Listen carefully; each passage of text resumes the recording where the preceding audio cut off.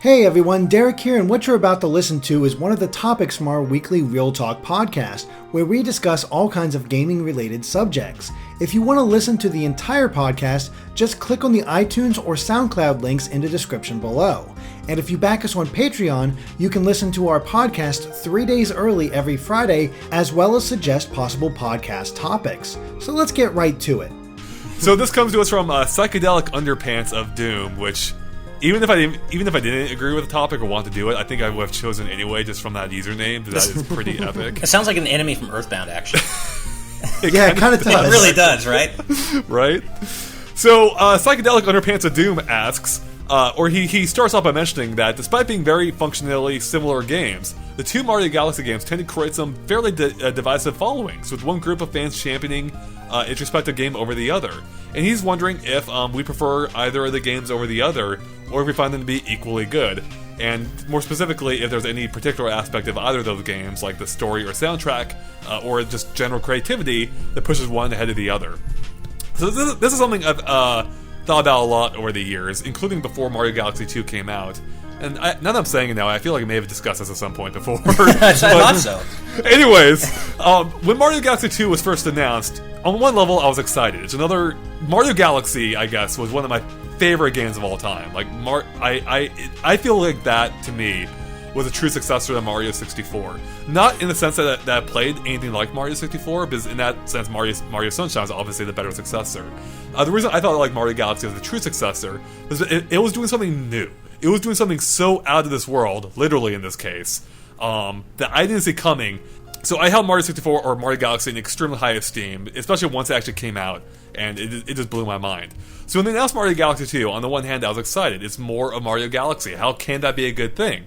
At the same time, it's more of what I'd seen before. And I that didn't innately, it didn't get me that excited. I wanted something new. So, when it came out, I was excited to play it, and I was actually surprised to see that I actually totally fell in love with it all over again. Even though it functioned, on the core basis, it's very similar to Mario Galaxy. I didn't realize how much untapped potential there was in the first game left for Galaxy 2 to explore. And it did it so well, it offered up so much more creativity, even beyond what the first did, that I honestly hold both in almost completely equal esteem. I hold the first one, I appreciate the first one for offering something completely new, being completely unique, and just a breath of fresh air when it came out. And Galaxy 2 were just taking the concept and just running with it to a ridiculous degree. And I love both for different reasons. I love one because it had like the whole story element as well, which Galaxy 2 kind of totally dropped the ball on, but it made up for it with just amazing gameplay and inventive level design. So that's where I stand on this. I know there are people out there, like Josh Thomas, for instance. I don't think he fully agrees with that. So I'm curious where you guys stand on that argument. All right. Well, Derek, do you want to go first, or should I? You can go ahead. Okay, so I am squarely on Team Super Mario Galaxy 1. Wow. I mean, again, I should say, I love both games. The Galaxy 2 is not a bad game at all. It's not even close. It's a great game.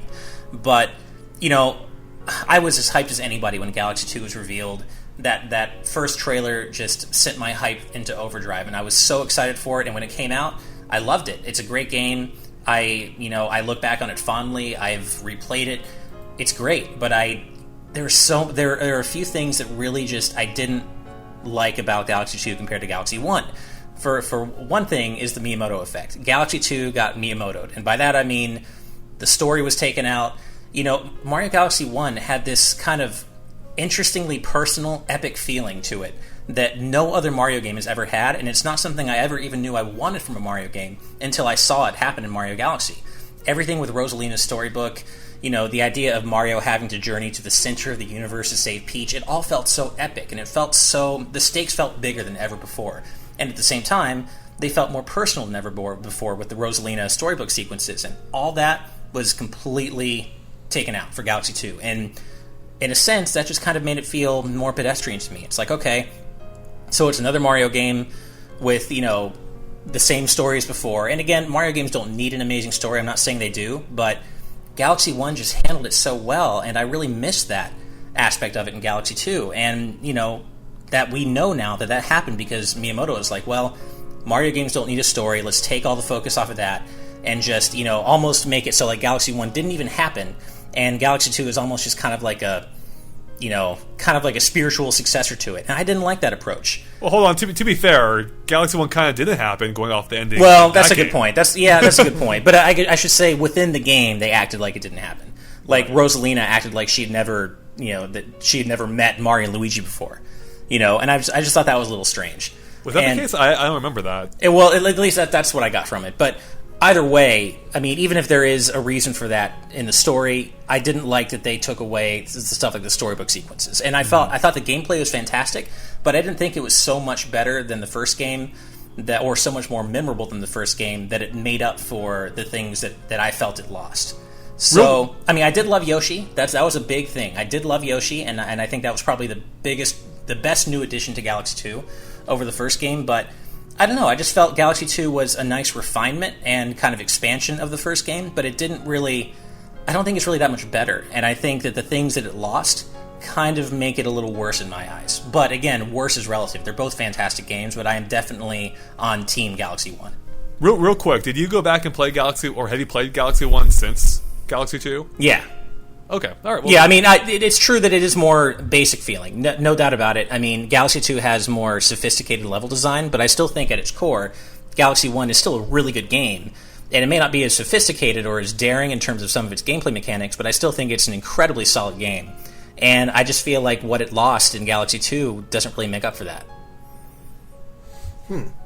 I pretty much agree with you, Ash. I am much more of a Galaxy 1 fan now. I have not gone back to the original Galaxy since playing Galaxy 2. I just don't get a chance to return to games that often.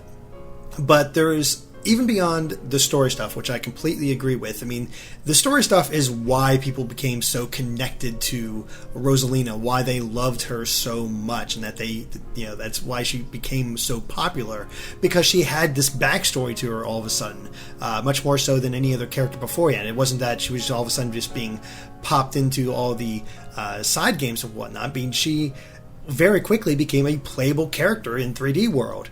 And that I have to attribute that to the storybook sequences. And I'm like you. I'm a sucker for a good story.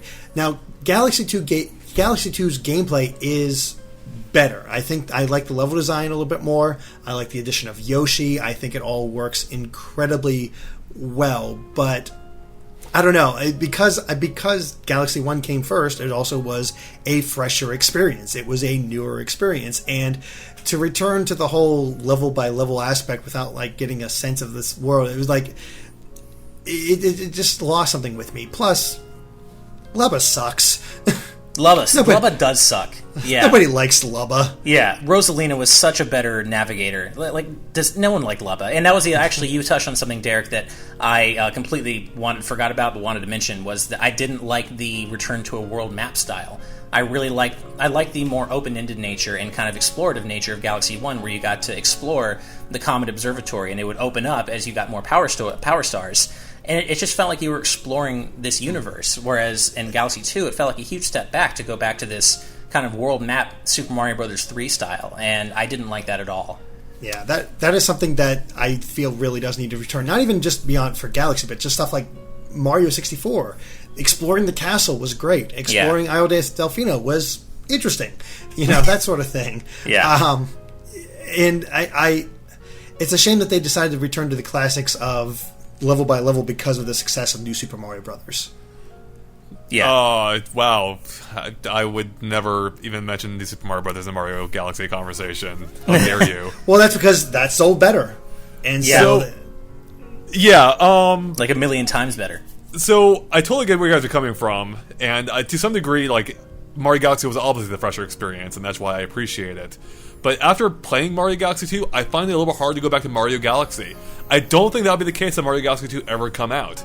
But I feel like Mario Galaxy 2 does a better job with its pacing and mixing up levels and having Yoshi, who I love playing as. Mm-hmm. Mario Galaxy feels slower by comparison. Sorry, are you saying that you don't think that would be the case if Mario Galaxy 3 came out? Is that what you meant? No. Oh, okay. I didn't know. You said you don't think that would be the case if Mario Galaxy 2 ever came out. I wasn't sure what you meant. Sorry, hadn't come out. Oh, hadn't come out. Okay, gotcha. Yeah. So I feel like I still love Mario Galaxy. Don't get me wrong.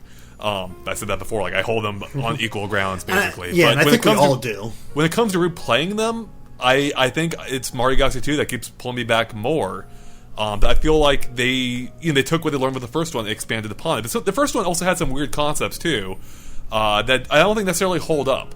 Like the level we have to blow Mario around in the bubble, for instance. Like those aren't that fun in the first one. And I think the second one has really kind of ironed out some of those things. Now, getting to the hub. On one hand, I agree with you. On the other, I disagree. I do like hubs. I think like exploring the one in Mario Galaxy or Mario 64 was fantastic. The one in Mario Galaxy, I didn't mind the first time through. Going back is a little bit tedious because there isn't that much to go find. Like you're just going into those observatories where you then access what is basically a world map for every segment of for the different worlds essentially. And outside of that, there's not much to do except go drop by the story, the library and hear the storybook, which I actually did love. That was fantastic in Mario Galaxy. And I think that was part of what made Mario Galaxy so special. And that's why I don't necessarily miss it that much in Mario Galaxy 2, because I already got my fill of that. I don't think every Mario game needs to have a deep story that resonates with me. And I don't hold it against Mario Galaxy 2 for not having that. I think it's actually kind of cool that that's what makes Mario Galaxy 1 special. And Mario Galaxy 2, is kind of like, it feels like its own thing as well. So, yeah, I don't know. I think I don't mind the change that Mario Galaxy 2 made, because it does make it feel like its own thing, while at the same time kind of like tweaking the concepts Mario Galaxy 1 introduced. And for me, it really is just hard to go back to Mario Galaxy 1 after playing 2. And that's relative, don't get me wrong. I love Mario Galaxy 1. Yeah. That's the thing. I mean, despite my opinion, I totally get where you're coming from. Yeah, that makes complete sense to me. I will say probably the weirdest thing is that the thing that is probably the biggest factor to me as far as even beyond the things I've already mentioned, the extra content. After getting 120 stars in Galaxy, you unlock the ability to play through the whole game again as Luigi, which was such a fresh experience, and you can switch between them in Galaxy 2. And so what your reward is for getting 120 stars in Galaxy 2 is the green stars. And those are not rewards to me. I hated trying to find those things. They were annoying. They just made me like, I don't know, they just felt like busy work of the highest caliber. And I never completed them because I just got fed up with them so quickly. And I was like, okay, I'm done. The main game's great, but the green stars suck. Did Mario Galaxy have some missions like that too, though? What, were you trying to find green stars? Yeah, not on every level, but I thought, didn't it have something like that? Like, you replay the same missions where you're either, like, under a time limit or you're looking for something? Yeah, but those are the comet stars, yeah. And Galaxy 2 has that as well, but green stars, you have no indication of where they are. You just know that there are so many in the stage, and you have to go through them trying to find them. And the mechanics of Galaxy does not fit that kind of exploration. Like, I can totally, because you can easily get blocked off. You have to make sure you scour every little thing, and a lot of those, it's rushing you forward, and you have to purposefully stop and break the flow of those levels in order to find the green stars. And that is a complete antithesis to how Galaxy 2 should be played. That's the Uncharted treasure problem, right? Exactly. I knew that's the complete parallel that I was making. Yeah. I was going to get there. But yeah, green stars, awful. Yeah, I mean, I didn't dislike them as much as you, Derek, but I do agree that they didn't really fit the structure of the game. And do you agree? Oh my god! And it just felt like a really cheap way to pad out the game's length, basically. Now, of course, all of that was optional content, but then the game then also becomes a bit short if you take all that out. So, yeah, I mean, again, they're both fantastic games, but I just feel like what Galaxy 2 gained in terms of gameplay wasn't enough to offset what it lost in terms of character and story, in my opinion. But they're both fantastic games. I mean, it's hard to say that one game is worse because they're so great. Mm-hmm. I think part of it comes down to the fact, I mean, for me at least, is that I put less value on story than you guys do. And I love the story in Galaxy 1. I thought it was great. But I play games primarily for the gameplay. Well, then that's what's interesting is I do too when it comes to Mario games. Mario Galaxy, it let me taste that forbidden fruit. It kind of made me aware of something I didn't ever know I wanted in a Mario game, and that's the problem. Like, I totally agree with you. I mean, I play certain genres more for story, absolutely. But when it comes to platformers, typically I'm looking at gameplay way before story, and that's the way it should be. They're platformers. but they're Mario games especially. But again, Mario Galaxy introduced that concept of Mario having an epic story and introducing this new mysterious character in Rosalina and us learning about her past, and it kind of was like, wow, I didn't realize what I was missing. I kind of really enjoy that aspect of it. And the way it was implemented, too, it was completely optional. So for people who don't care about story and just want to get straight to the gameplay, you never have to even look at the Rosalina story. Well, unless you accidentally walk into the library near the end of the game, you have to sit there through the entire story. Yeah, that's true. But I mean, it's not required. And I think that's key. Like, I totally get why Miyamoto wanted to. Well, I don't really get why he wanted to remove it entirely, but I get story not being required. I totally agree with him on that, and that's why I feel like the way it was implemented in Galaxy 1 was perfect, because it's there if you want it, but you don't have to watch it. So why take it out? And it was implemented well, yeah. And I kind of felt like Rosalina's story hadn't ended. Like, I wanted to learn more about her, and I felt like the way Galaxy 1 ended, it gave us just enough about her to want to learn more, but not enough that it felt like her story was actually finished. Both are fantastic games. Exactly. Yep. That's the impressive part of this debate, is that they're both so good, yet the others can easily see everybody else's side. To why they would like one over the other. Although I didn't play my trump card, though. What's that? And that's the fact that the drill is an amazing item in Mario Galaxy 2. It is. That's true. That is a really cool item. That was really fun to just go from one end of the planet to the other. Yeah.